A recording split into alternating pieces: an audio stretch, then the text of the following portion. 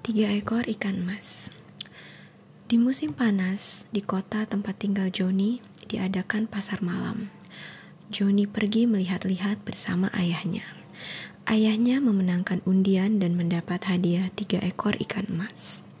Ikan-ikan itu berasal dari sebuah negeri yang jauh di selatan, tempat matahari selalu bersinar. Yang 2 berwarna kuning dengan strip hitam, yang satunya berwarna merah. Johnny sangat senang pada ikan-ikannya. Dimasukkannya ikan itu ke dalam sebuah jambangan kaca yang ditemukannya di antara barang-barang bekas di loteng.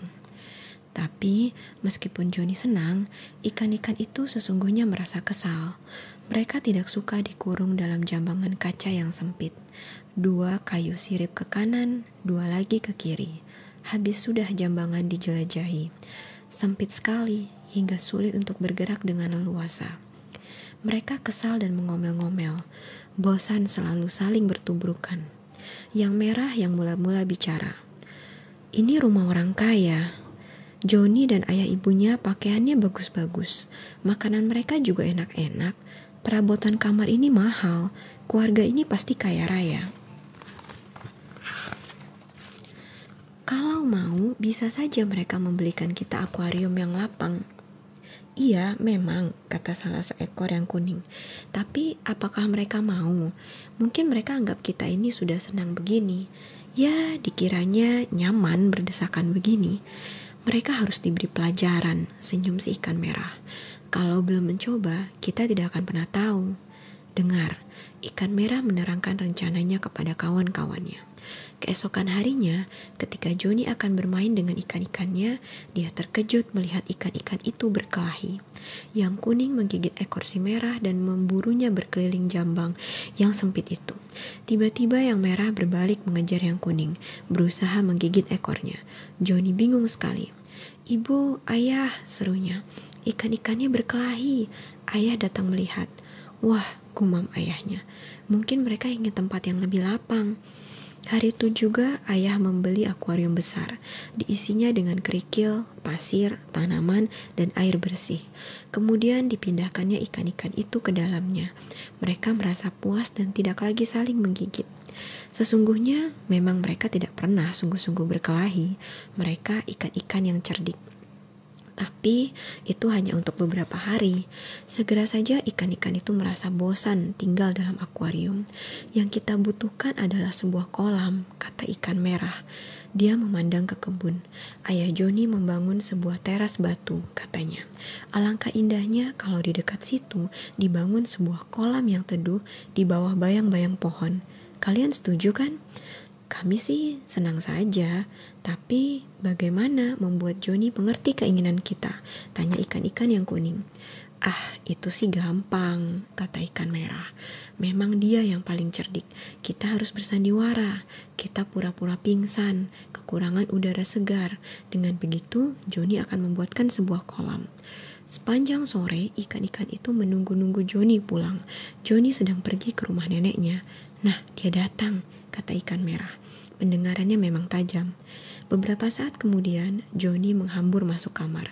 Segera dia berlari ke arah akuarium, melihat ikan-ikan kesayangannya. Dia kaget setengah mati melihat ikan-ikannya terapung pingsan. Segera dia berteriak memanggil ibunya.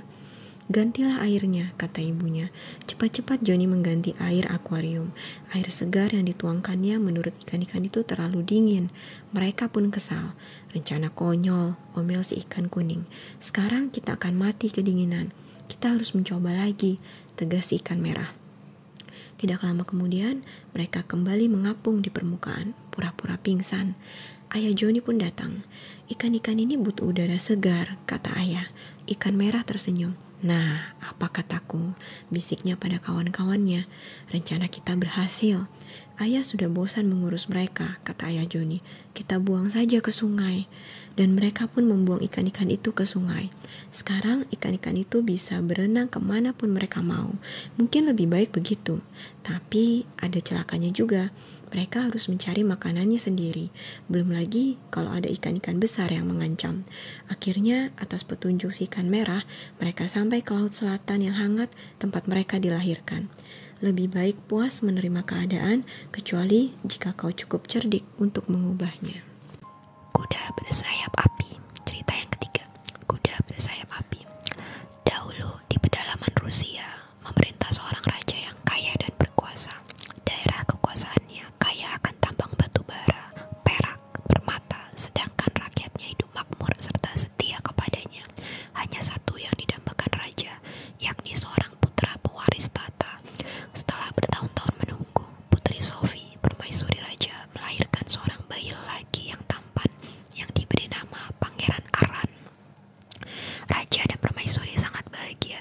Di seluruh negeri diadakan pesta, hadiah-hadiah dibagikan. Seisi negeri pun ikut bergembira. Sayang, ada satu orang yang tidak puas. Dia adalah sepupu raja, namanya Adipati Olaf. Sebelum Pangeran Aran lahir, Adipati Olaf adalah calon pewaris tata. Sejak kelahiran putra mahkota, kedudukan Adipati Olaf tergeser. Dia bukan lagi pewaris tunggal tata kerajaan. Iri hati dan dengki meracuni hati Adipati Olaf. Dari hari ke hari, putra mahkota tumbuh makin besar, tampan dan pandai, dan semakin dibenci oleh Adipati Olaf. Akulah yang harus mewarisi tata kerajaan. Aku, sumpah Adipati Olaf, sambil memikirkan rencana jahat untuk menyingkirkan putra mahkota. Pada suatu malam, Adipati Olaf menculik putra mahkota dan melarikannya ke gunung.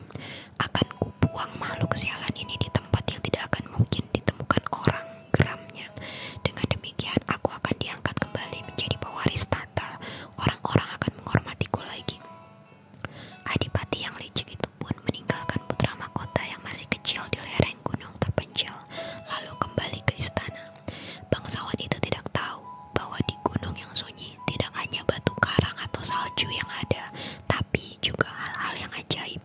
Gunung tempat Pangeran Aran ditinggalkan adalah tempat tinggal kuda bersayap api. Binatang ajaib ini mempunyai sayap, ekor, dan suara yang selalu menyala seperti api, selalu berkeliaran menjelajah celah-celah pegunungan. Kuda itu merasa iba melihat Pangeran Aran. Digendongnya pangeran kecil itu dan diterbangkannya ke gua tempat tinggal peri-peri salju. Peri-peri salju lalu merawat dan mendidik Pangeran Aran hingga ia tumbuh menjadi seorang anak muda yang tampan, gagah, pandai, dan pintar bermain musik.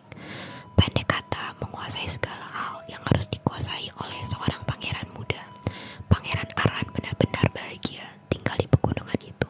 Setiap hari dia akan memacu kudanya, kuda bersayap api, dan menjelajahi lereng-lereng yang tersembunyi.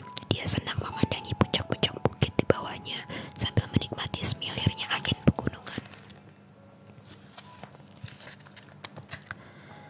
Jika Pangeran Aran hidup bahagia, tidak demikian halnya dengan kedua orang tuanya. Mereka merana. Yang mereka ketahui hanyalah bahwa putra kesayangannya hilang diculik dan tidak pernah bisa ditemukan kembali.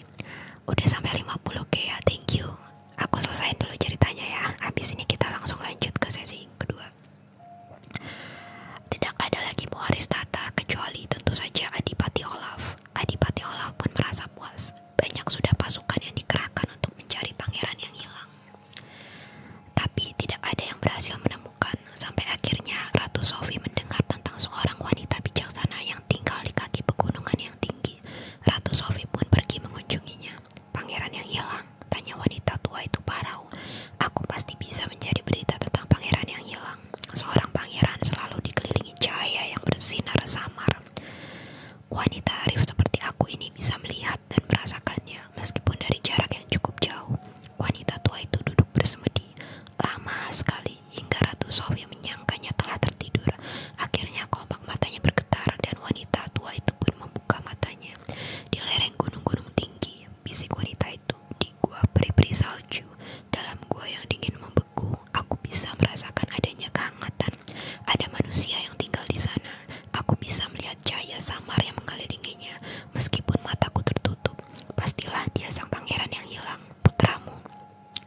Wanita bijaksana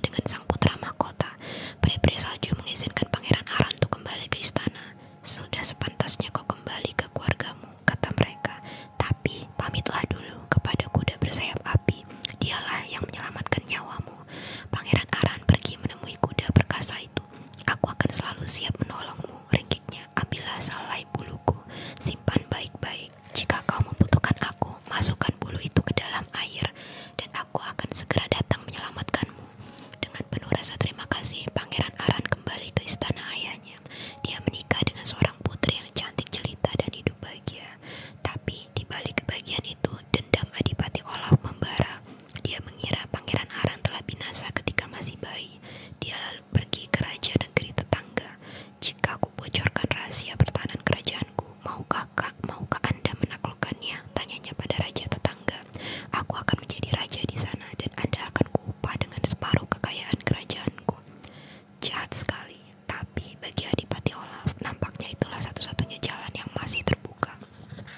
Raja negeri tetangga setuju dan mengirimkan pasukannya untuk menyerang kerajaan Pangeran Aran. Karena semua rahasia pertahanan telah dibocorkan oleh Adipati Olaf, tentu saja pasukan musuh menang. Raja dan Pangeran Aran melihat serbuan itu dari jauh. Mereka tahu bahwa Adipati Olaf telah berkhianat. Raja kecewa sekali, tapi Pangeran Aran tersenyum saja. Dimasukkannya bulu kuda ke dalam air dan dalam sekejap mata muncullah si kuda bersayap api. Panggilkan angin ribut untuk mengusir pasukan musuh, perintah Pangeran Aran kepada si kuda. Musuh pun berhasil disapu bersih. Tunggang langgang mereka lari kembali ke negerinya.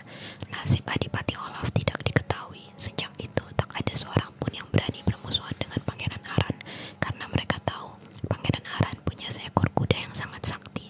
Raja, Pangeran Aran dan keluarganya pun hidup berbahagia. Cari kuda, cari kuda, cari kuda, cari kuda, cari kuda, cari kuda. Where's the books? Where's the books? Where's the books? Where's the books? Where's the books? Where's the books? Where's the books? Where's the books? Where's the books? Where's the books? Where's the books? Where's the books? Where's the books? Where's the books? Where's the books?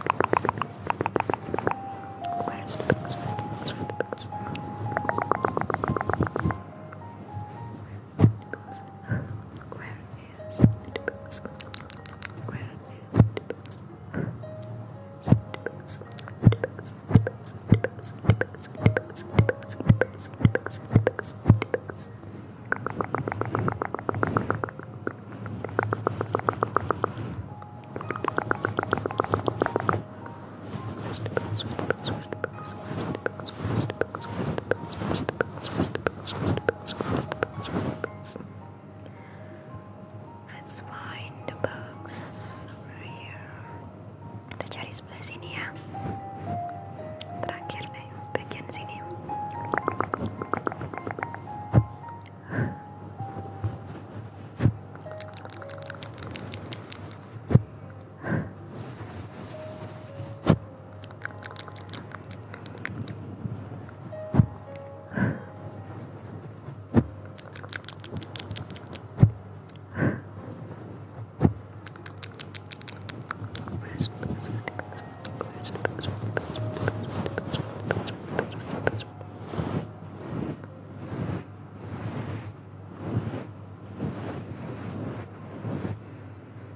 Oke, udah bersih ya kutunya, udah gak ada lagi. Next, fishbowl. Oke, jadi kemarin itu aku dengar ada yang bilang sama aku kalau ternyata yang namanya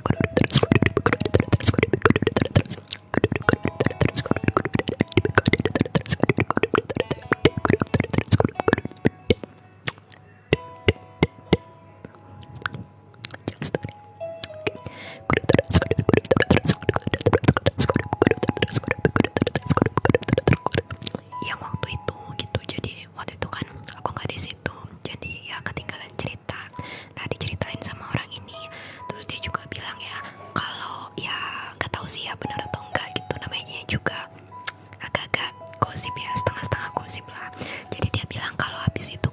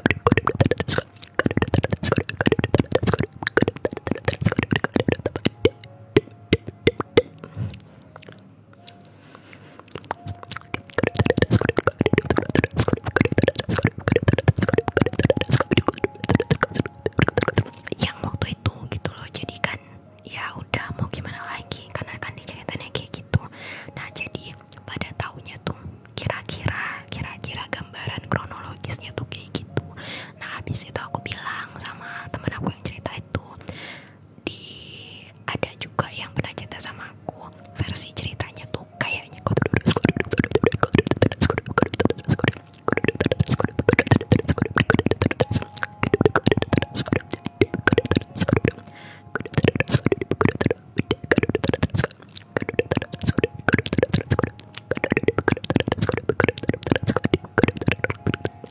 dan yang terakhir tahu itu kayak cuman beberapa orang aja sih gitu.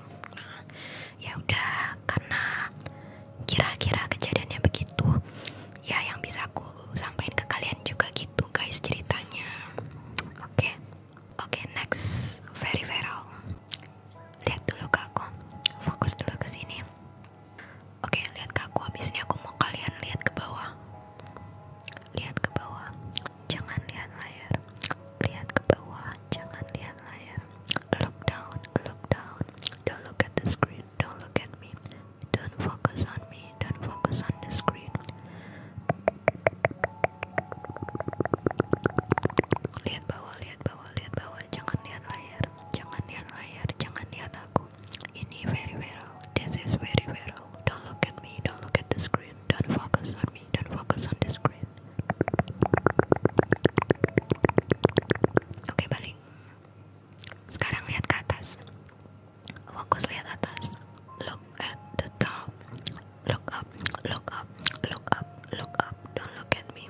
Don't look at me. Don't look at the screen. Don't look at me. Don't look at the screen. Don't look at me. Don't look at the screen.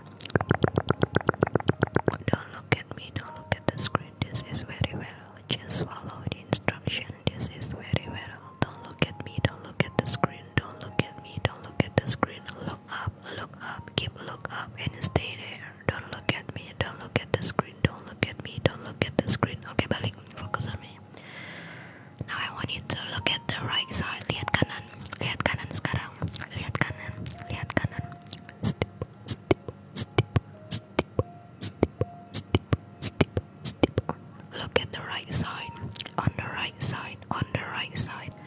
Jangan lihat aku. Jangan lihat layar. Lihat ke kanan. Fokus di kanan. Fokus di kanan. Fokus di kanan. Fokus di kanan. Look at the right side. On the right side. On the right side. On the right side. On the right side. Oke, balik.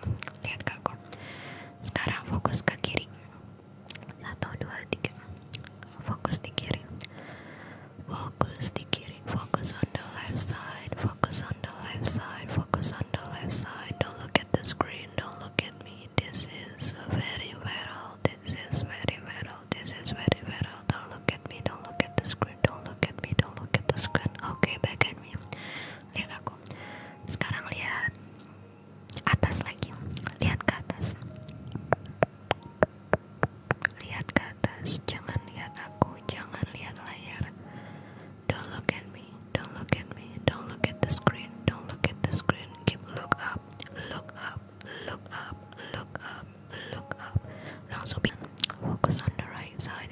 On the right side. On the right side. On the right side.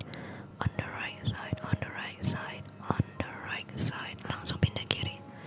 Move to the left. Move to the left. Move to the left. Move to the left. Move to the left.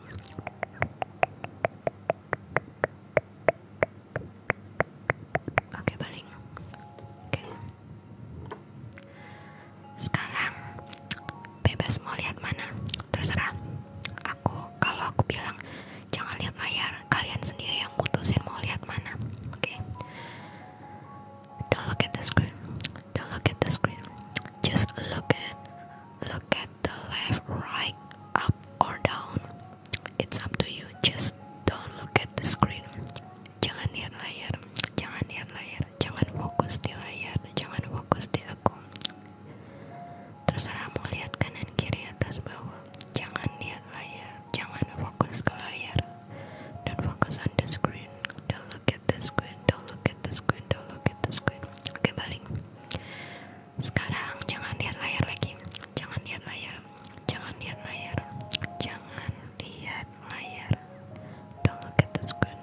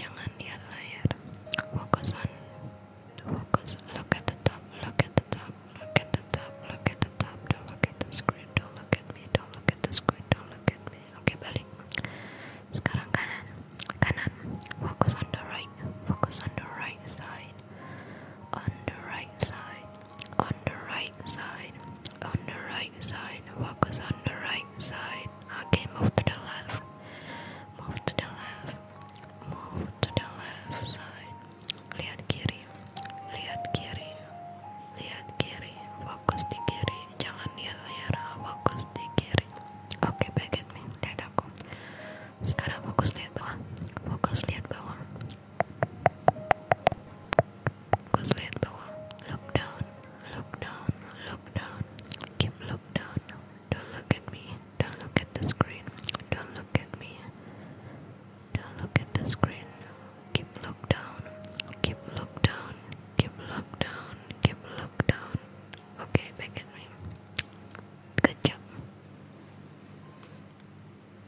Oke, sekarang kita intuition test yuk. Di sini aku punya 2 pulpen, yang mawar sama yang diamond. Yang mana yang bakal aku pakai? Aku hitung sampai 3. Use your intuition. Which one I will use? 1, 2,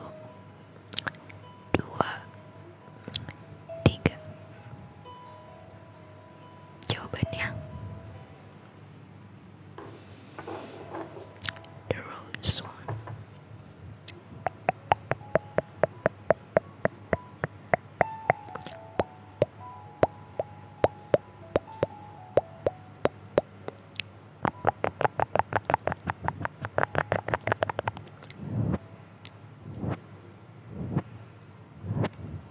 Okay. Next, I have 2 brushes. Aku punya 2 kuas, yang putih sama yang coklat. The white one and the brown one. Yang mana yang bakal aku pakai?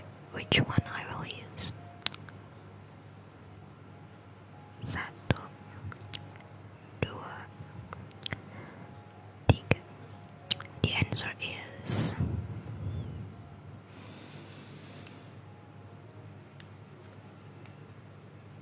the white one.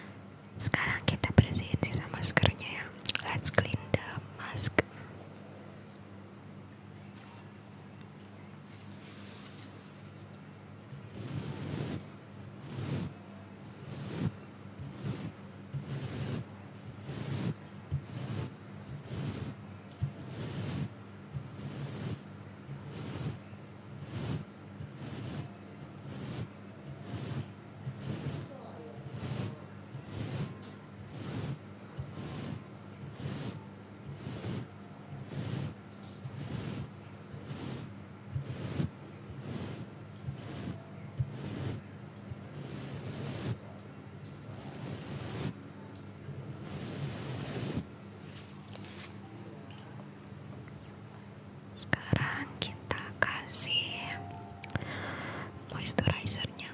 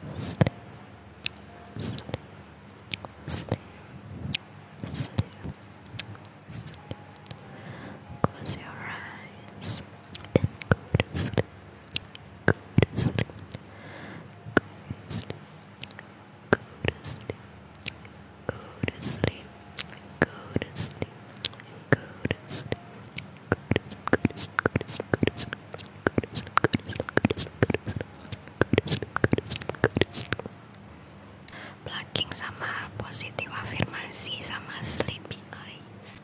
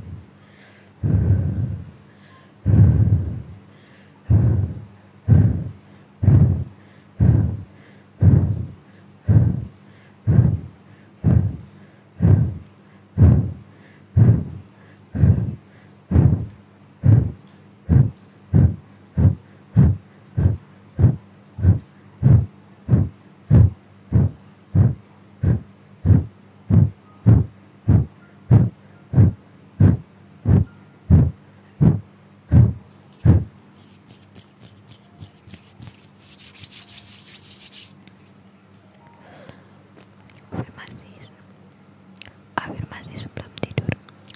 Night affirmation.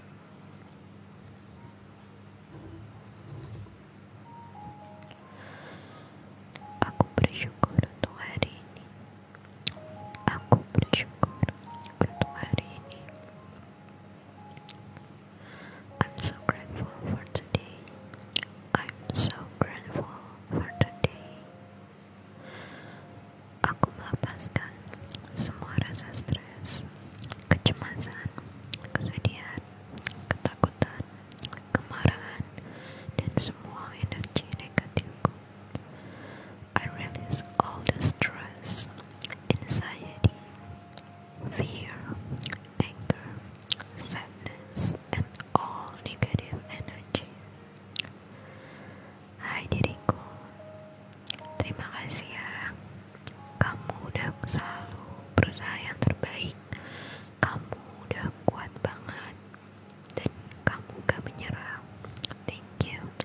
Aku bangga loh sama kamu. Aku tahu kamu kuat, kamu bisa, kamu berani, dan kamu berharga. So, jangan nyerah ya. Thank you. Hai diriku, I love you. Dear myself, thank you that you always so strong and never give up, and you always try your best.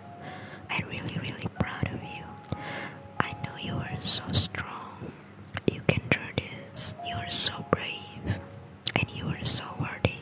Remember that, and please never give up. Thank you, and I love you. Malam ini aku akan tidur dengan mudah dan lalap. Tonight I will sleep easily and peacefully. Esok pagi aku akan bangun dengan tubuh dan pikiran yang jauh lebih segar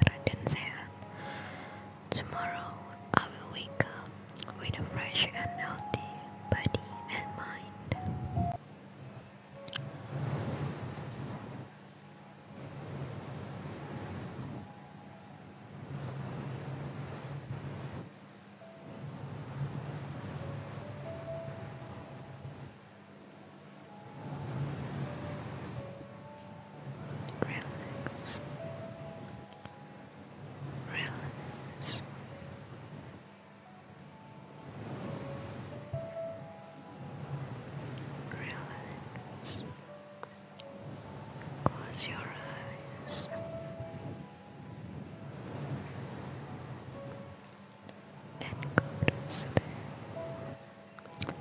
Tidur ya. Jangan kemalaman tidurnya.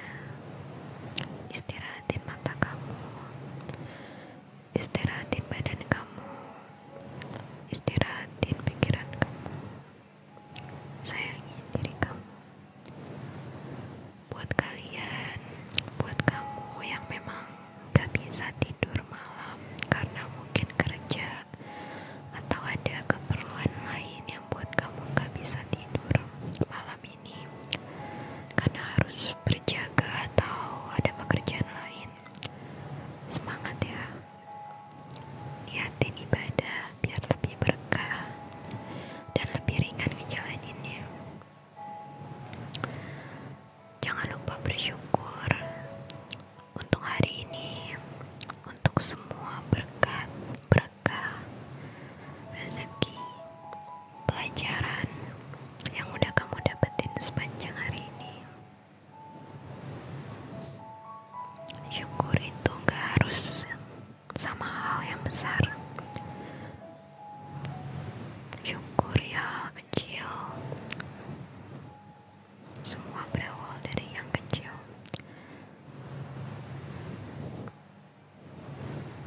Maafin orang-orang yang udah nyakitin kamu, yang udah buat kamu marah, kesal. Ya, aku tahu gak gampang. Tapi konsep memaafkan itu sebenarnya bukan untuk orang lain, melainkan untuk diri kita sendiri. Kalau kamu terus-terusan